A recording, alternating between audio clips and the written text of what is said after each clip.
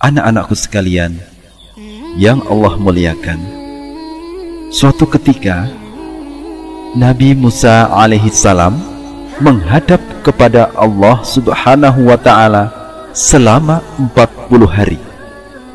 Sebenarnya Nabi Musa alaihissalam berjanji kepada kaumnya akan pergi selama 30 hari. Namun sampai 40 hari Nabi Musa alaihissalam belum juga pulang, sehingga kaumnya merasa gelisah. Selama Nabi Musa alaihissalam pergi, Nabi Harun menjadi wakilnya. Di antara Bani Israel ada seseorang yang bernama Samir. Dia berasal dari kaum penyembah sapi yang merupakan tetangga Bani Israel. Dia bukan termasuk Bani Israel, tetapi dia ikut pergi bersama rombongan Nabi Musa alaihissalam dan kaumnya ketika mereka keluar dari Mesir melarikan diri dari kejaran Fir'aun. Selama kepergian Nabi Musa alaihissalam menghadap Allah itu, Samiri mengajak Bani Israel menyembah patung anak sapi, di mana patung anak sapi itu bisa mengeluarkan suara seperti suara sapi sebenarnya. Padahal sebenarnya patung anak sapi itu tak bisa bersuara.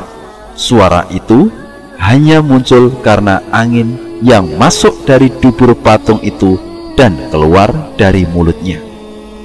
Akibat ajakan Samiri untuk menyembah patung anak sapi itu, Bani Israel terpecah menjadi beberapa golongan.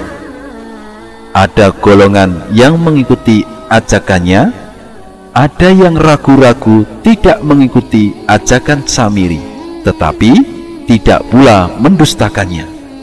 Ada yang mengingkari ajakan sesat Samiri. Ada yang dalam hatinya membenarkan Samiri, tetapi dalam penampilan luarnya mendustakan Samiri. Nabi Harun alaihissalam berkata kepada mereka, "Wahai kaumku, sesungguhnya kalian sedang diuji dengannya. Sesungguhnya Rabb kalian adalah Allah yang Maha Penyayang.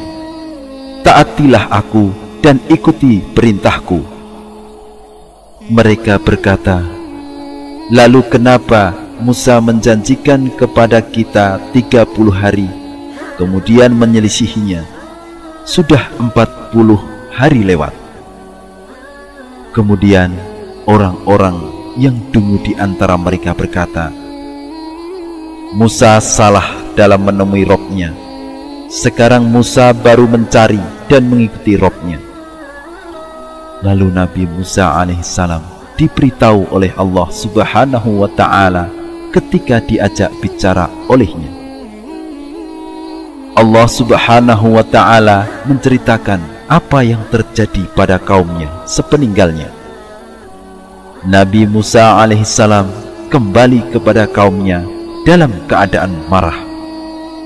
Nabi Musa alaihissalam berkata kepada mereka sebagaimana disebutkan dalam Al-Quran, Surah Al-A'raf ayat 150. Nabi Musa alaihissalam berkata, "Alangkah buruknya perbuatan yang kalian kerjakan sesudah kepergianku.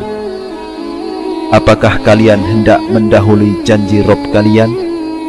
Nabi Musa alaihissalam kemudian memegang dan menarik kepala saudaranya dan melemparkan alwah atau Taurat karena marahnya. Kemudian Nabi Harun alaihissalam memberikan alasan kepada Nabi Musa alaihissalam, dan Nabi Musa alaihissalam pun menerima alasan beliau dan memintakan ampun baginya. Kemudian Nabi Musa alaihissalam mengusir Samiri.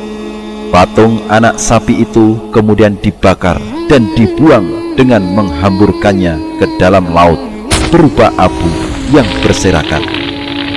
Maka terbuktilah bahwa patung itu bukanlah sesembahan yang benar, sehingga Bani Israel menjadi yakin bahwa itu adalah fitnah. Kemudian Nabi Musa alaihissalam pergi bersama 70 orang pilihan untuk memintakan taubat bagi mereka. Bumi pun bergoncang.